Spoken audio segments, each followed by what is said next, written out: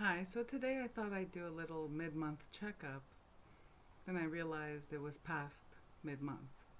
So, still, a little check-in, check-up, whatever you want to call it. Just wanted to share a little bit the decks I'm using and some new books that they're not new to me, but they're brand new copies because I realized that I no longer had my copies. I guess I must have gifted them or something, which is fine. I was happy to replace them with new copies, and yeah, just share the decks I'm working with. So, in at the start of the month, I the two decks I had selected to work with, like the most, like for daily draws or for like whenever I need to do reading or whatever for myself, not for the public. For the public, I always use the same deck, but for the most part, I use the same deck. And I noticed a pattern with myself. Once I get to about mid-month, a little bit over, just over the mid-month point, I need I need to change. I need to switch them out. So I did. Excuse me. So I started with Druidcraft as my tarot and Mystical Shaman as my oracle. I don't have them here. I've already put them in my basket to do my month-end favorites, whatever. But I'm going to share with you the two decks I ended up switching them out for. The first one, for my tarot deck, I know I said I was going to pass this one on, but I can't. It's wormed its way into my heart, and it's the Ancestral Path Tarot. I have the little booklet with me here. This is a little white book that comes with the deck. I do not have the guidebook. I understand there was a full-size guidebook that came with this deck. Not this one, but a previous incarnation of this deck. And I just felt this was my card today, Two of Sacred Circles. I have to say that if I were since I started using this deck, the cards that I get the most of, my stalker cards, are all in Sacred Circles. The Suit of Sacred Circles, which is Pentacles. And this is one of my stalker cards. And oh my gosh, I wish I had it ready. Of course I don't have it ready, but let me see if I can find. Oh, this is another one of my stalker cards since I got this deck. And the other one is so much so that I ended up shuffling the cards really well because, over and over and over again, because it just was it mystified me that I was getting the same card over and over again. So obviously there's a lesson for me to learn there. This one, oh my god, isn't she beautiful? So these are my stalker cards. Oh wait, and this one. So these have been my stalker cards from this beautiful tarot deck. I don't think I've drawn or pulled any other cards from this deck yet. These are the ones that repeat for me. Beautiful. So, yeah. I like this deck a lot. I'll show you some images. I don't know. This is again, same card. Okay. I don't know. I don't remember. I think I did a flip through. Yeah, I did a flip through of this in one of my videos, but it's not its own video. And yeah, I have to say, I've fallen in love with this deck.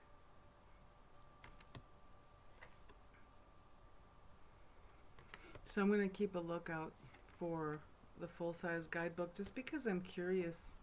Well, if you have the full-size guidebook, does it have pretty much the same information that's in the little white book?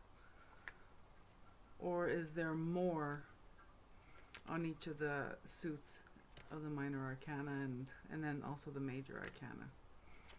So yeah, so this is a tarot deck I'm working with now daily for my own purposes,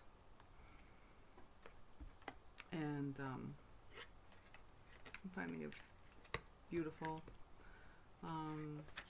healing, and that's a tarot deck. I felt drawn to use this as my oracle, Power Animal Oracle Cards by Stephen D. Farmer. I think at one point he was Mr. Doreen Virtue. And these are the backs. This is an older oracle deck, and I just love it. This is my card for today. And I like the photographs. I'm pretty sure that in one of my videos I did a flip through of the whole deck. I love how the illustration of the animal goes past the borders.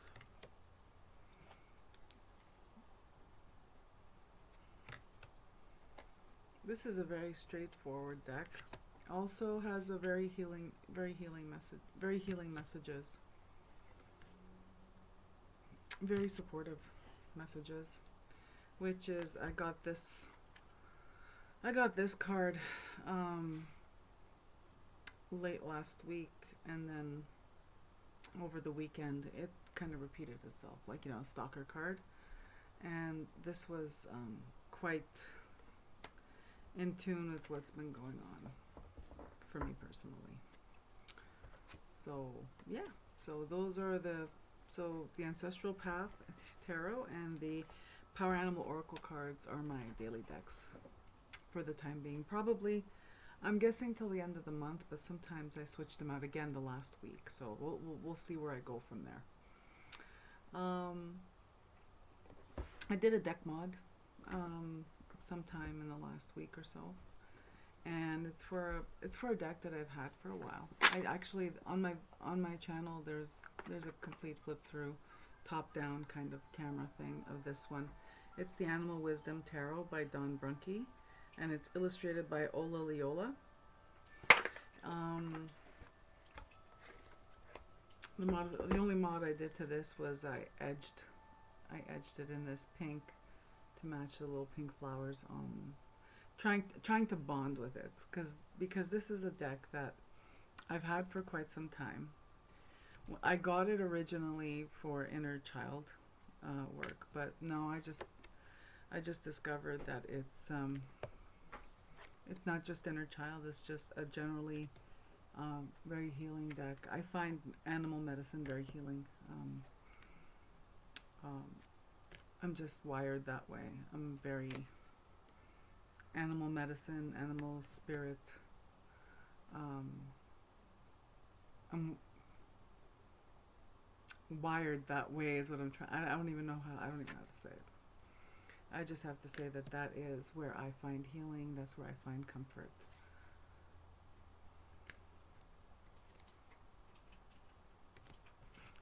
So this is a beautiful, beautiful deck.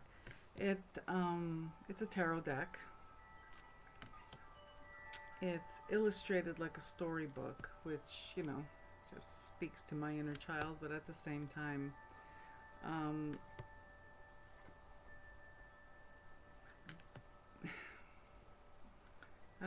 don't know if it's the colors, if it's the animals. The backs are not my favorite. It's the coyote that's on the Fool card, and I just think that they could have done without the coyote head and just left this beautiful floral thing.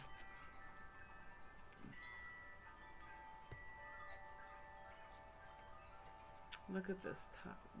Instead of the tower, it's called the Quickener. Look at that. So it looks like a child's tarot, but instead I get really really deep messages, really deep healing messages from it, and I think in part mainly because of my connection with animal spirits, and I feel like they totally get me. That's the best way I could describe it. Okay. I just feel like, oh, sorry. Didn't mean to like do that whole hair thing.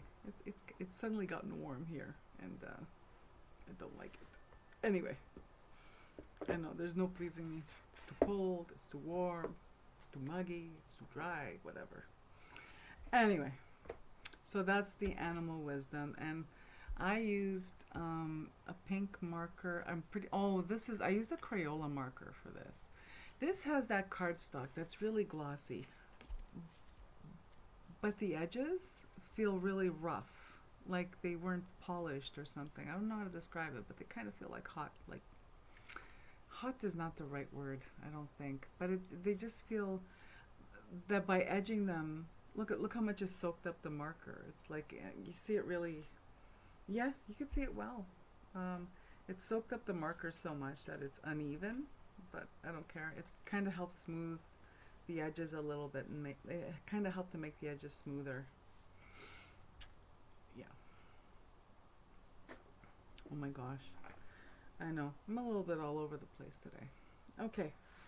Another deck, and then I'll talk about 3 books I'm working with. Another deck, which I think I'm going to have to do a video all on its own. I finally got the Art History Tarot for Past Lives. I don't remember if I had it when I did my last.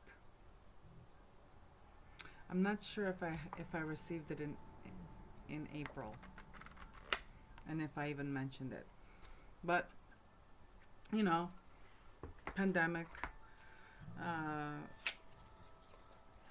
I felt like I needed to receive something in the mail. I ended up ordering quite a few decks the last little while, which I'm still waiting for in the mail. And this is one of them. These are the backs. Art History Tarot for Past Lives, Red Orchid Publishing. It surprised me. It surprises me that the author's name is not prominent on this. It just says Red Orchid Publishing. I bought it on Etsy from the creator. Oh, Melanie Eva Henson. And I have mixed feelings about it. I think I did mention, okay, I did talk about decks that I use for past lives readings. And I hadn't received this one yet. And then I received this one. So I have a few things surprised me. One of them is the velvet bag that it comes with. I guess it doesn't translate on camera, but I thought it was going to be like a nice lush velvet fabric. Instead, it's that plasticky velvet where it kind of crinkles a bit I don't like the texture. And the embroidery of the orchid, wait, let me go get it, okay? I'm just going to pause. I'll be right back. And I'm back. So I wanted to talk. So I'm going to start with. I was a little surprised, and I guess it's because I expected something different, and maybe I wasn't paying attention when other people did videos on this deck. But let's talk about the bag, because I have to say one of the selling points, because this wasn't cheap. I'm in Canada. Shipping is pretty much the same. We pay as much for shipping as we do. For the deck in a lot of cases, and it's in American dollars, and Canadian dollar is like compared to the American dollar. Anyway, so here's the bag. The bag, this is not what I was expecting, and this is all on me because obviously I did not watch closely the reviews I did watch. But this is that it's like, can you hear it? It's that nylon on the inside, which really rubs me the wrong way. And the embroidery of the orchid was hot glued on this, and there were strings of hot glue and stuff like that on it, which I cleaned up when I received it. I'm not going to be using this bag. I'm hanging on to it because I'm not sure I'm keeping this deck, and here's why. Okay, let's start with, this is beautiful. And when you shuffle them and they join, when you riffle shuffle and they join in the middle, it visually it's stunning. Okay, it's a visually stunning experience to riffle shuffle this deck. As you see, you know, the here, let me show you. When I shuffle, they just interlock like that, and it's just visually stunning. Okay. They're borderless, beautiful. It's all. I understand that this, you know, the author had to use, the creator had to use art that's in the public domain, and I get that. But when you but here's what I find, and this is just me, right? It's like I don't want this to be misconstrued. I am not, and I'll probably go into more detail at some point. But this is just between you and me. Let's talk about this deck a little bit. I had really high hopes for it because I typically do past lives readings with Rider-Waite. For years I did it with Morgan Greer. Kind of cooled a little bit on the Morgan Greer, maybe because I'm just tired of looking at it. It's been, you know, years and years and years and years. It's funny. Whereas Rider-Waite, Pixie's art, I don't get tired of looking at it because it was my first ever and it's what's tattooed in my brain. So let me just, these are visually stunning cards. They're beautiful. Nice cardstock, beautiful backs, nice finish on the cards. Borderless.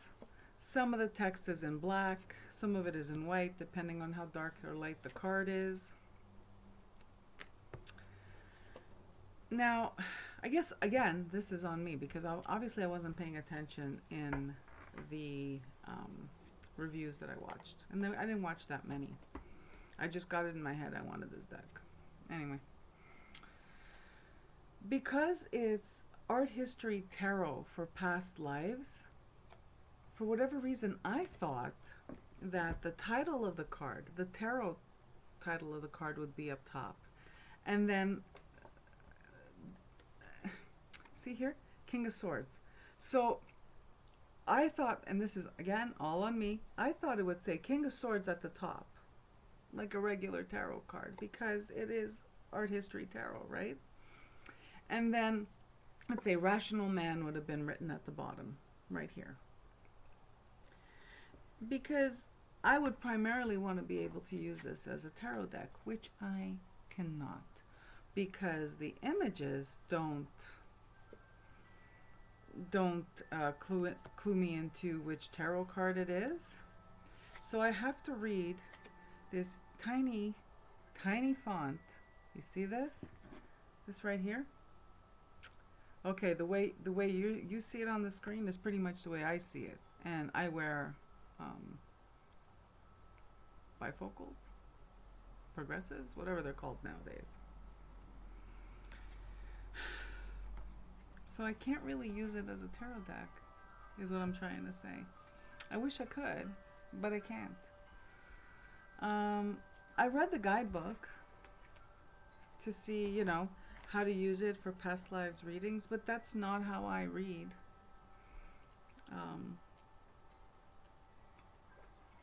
I'm not a spread kind of person. I never have been. I never will. Like I've probably mentioned this time and time again. If you've been watching me for 5 minutes, you're probably rolling your eyes saying, "Oh my God, how many times do you have to tell us?" I only have one spread that I use when I do a general reading, and then I don't really use spreads. Okay, except for that one when I do a general reading, a general checkup of the situation. So there's that. And then, of course, any deck that purports to be past lives is going to be limited. Imagine, already it's amazing that she's got 78 images in here, all right? 78 different pieces of art, works of art, paintings.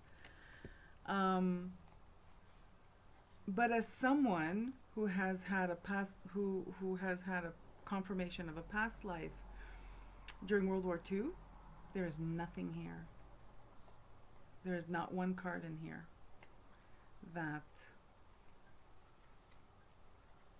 is relevant for, let's say, a past life in World War II, or a past life in the 30s, or you know what I mean, like in the 20s. In the 10s, there's maybe one or two. Everything else predates that. So, all right, but I get it. You know, limited to public domain. But I really wished it had I really wished I had paid attention before ordering it, that this was not primarily a tarot deck, because it's not. And then there's these little things. So you have number 14 at the top in the Roman numerals, karmic lesson, and here you have temperance. So those little things, this one, those little things for me, sometimes the Roman numerals at the top, 21, migration, and then it says the world on the bottom. Seven of Pentacles, 17th century. So, as a tarot deck, this doesn't work for me at all. I can't use it. It's unusable. As an oracle deck, which is what I'm trying to use it for, because before I pass it on, I want to give this a fair shake, right? So, as an oracle deck, it's a little interesting. So suppose I'm going to ask a question. My current state of mind. Why am I stuck in this way of thinking? What past life influence is affecting me, that I'm stuck in this headspace? So I just shuffle the cards, pick one from the middle at random, and I get Hero, Knight of Cups.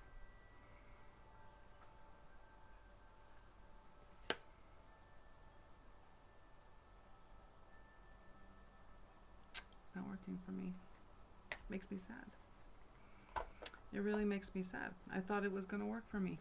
And this was quite an investment for something that turns out doesn't work for me. And I think this is, when I started my channel, I talked about how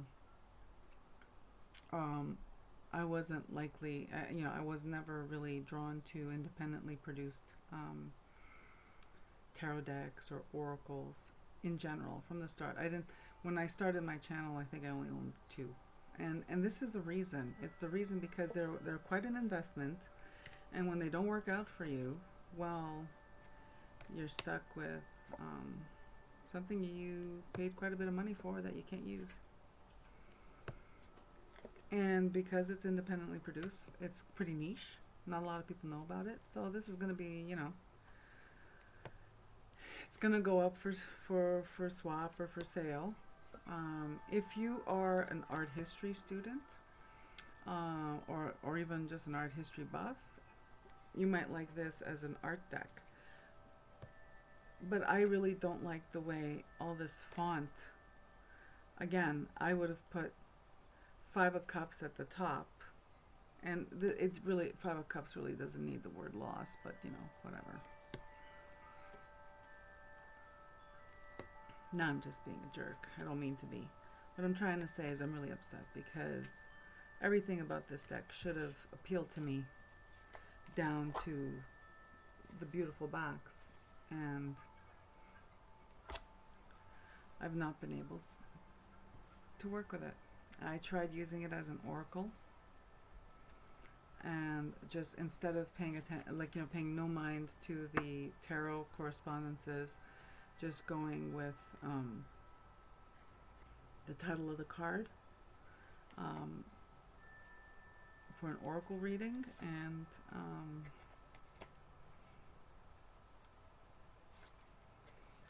I looked at the spread, and the spread, I have to agree with Jade from Tarot Your Truth.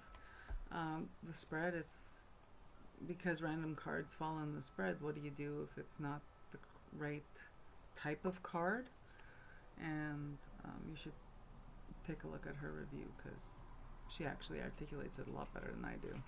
So anyway, 18th century religion, justice. It's like word salad, you know what I mean? And again, this should have been, I should have really pondered this one before pulling the trigger. So this is one that I will be passing on. And if you're interested, throw me a message. At some point I'm going to do another one of those short videos where I where I show you the decks I have up for trade or sale. Not that many. After my depth year 2019, I really understand what I like, so I don't really have that many decks that I'm looking to move on. But this sadly is one of them. So yeah. Too bad. All right, let's cheer it up a little bit. So in a previous video, not too long ago, I talked about, I got on and on about my love for Ted Andrews as an author. And when I had shared with you decks that I do use for past lives readings that I find helpful, one primarily being the Rider-Waite, and then my Stretch Tarot, my Vintage Wisdom Oracle cards, and Divine Muses Oracle. Divine Muses Oracle is independently produced, and I don't want to, again, this is just from my personal whatever. I'm at a stage right now where I have like many decks, and I don't think I'm going to be venturing out anytime soon. I'm awaiting some decks in the mail right now, but I think I should heed my own advice, where I'm not the kind of person. It's not easy for me to adopt a tarot deck, to take in a new tarot deck into my repertoire. I prefer very traditional tarot decks, and I don't know what I was thinking about getting something that was so non-traditional. I should have known better. Anyway, I digress. But I did order, I am awaiting a couple non-traditional, at least one non-traditional deck in the mail, and when it arrives, well, I'll be sharing my haul, my pandemic haul. Alright, Ted Andrews.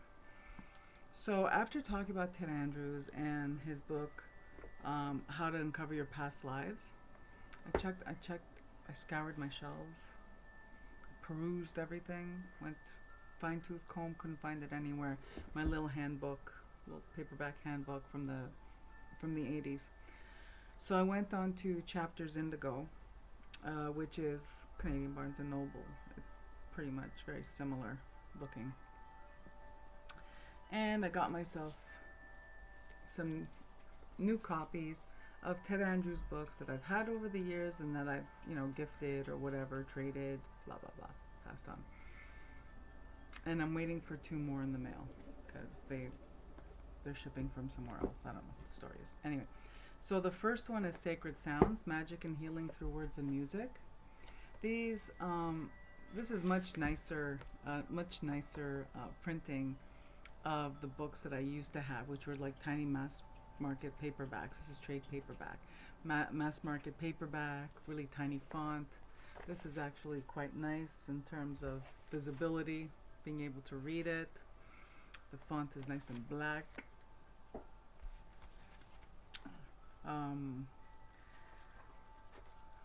So Sacred Sounds, Magic and Healing Through Words and Music is one that I just got, am becoming reacquainted with, which I'm absolutely adoring. I love his, I like his vibe. I love his vibe. The other one is How to Do Psychic Readings Through Touch. I just wanted to okay, I was just being a completionist at this point, because this is psychometry is one of my natural abilities. So I just, again, to be a completionist, I got this one, and of course I replaced this one. If you want to explore your own past lives, this book is incredible. It's inexpensive, it's accessible, the language is accessible, and the exercises in here are really adaptable and easy. And the first time I read this book was in the 90s, and I did an exercise from it and promptly, put it away. And I don't know if it was a couple of weeks ago or a couple of weeks later or something like that. I was working a night shift, so I was having an afternoon nap, getting ready for my first night shift of my rotation. And I had what could best be described as like I was in a dream, but I was awake. Like it was like virtual reality. I was standing in a ballroom. There were people there. I walked up to this big giant mirror that was in the ballroom, and I looked at myself in the mirror, and I didn't look like me. It was It was an incredible experience from this little book. It was a littler book at the time, so highly recommend. Is that it? Oh, I wanted to share. So I don't know if you could see it. This thing here, isn't it beautiful? This pendant is one that I just recently purchased. I got this from an Etsy seller. The Etsy store's name is Shut Up and Cuff Me. And this is polymer clay. It's all handmade. Wire wrapped polymer clay. And it's a dragon's eye. So, I don't know. I wanted to share that was something else I purchased. Okay. So, I guess that's it. That wraps up this video. I know, it was a bit of a just ramble. Wanted to share the decks I was using, the books I got, and my experience with this thus far, which again, since I got it, I think I've had it a week already, and I've been trying really hard to work with it, and it's just not working with me, which is funny. See, this one, the difference between this one and this one is that when I would pull a card, trying to decide if I was going to keep this one, when I would pull a card from this deck, something would click. You know what I mean? It's like, oh my gosh, it's like, why, I'm not sure that we can't be friends. There's some things about this deck I don't like. No deck is really perfect, right? But this one kept calling me back. This one intrigued me enough that I wanted, so now I'm using it daily, and I just freaking love it. And even the size of it doesn't bother me. This one on paper should have been should have been an instant hit with me, and it's not. Sad, but I gotta tell you, this was the worst part. I didn't know about that, but anyway, it wouldn't have been a deal breaker, but it kind of adds to my disappointment. Anyway, so that's it for me. Thank you so much for hanging out with me today, and I'll see you in the next video.